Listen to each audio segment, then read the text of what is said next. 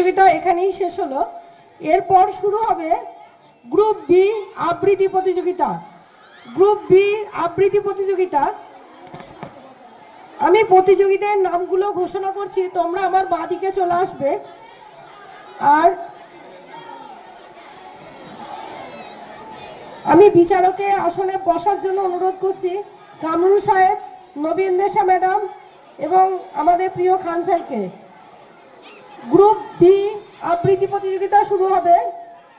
সালমান শাহ, আয়েশা খাতুন, শাহনাজ খাতুন, তামান্না মণ্ডল, তোমরা আমার বাঁ পাশে চলে আসবে।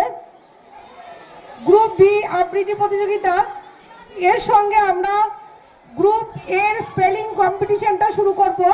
গ্রুপ এ স্পেলিং কম্পিটিশনে শুধু যারা নাম দিয়েছো তারা শামিমা ম্যাডাম,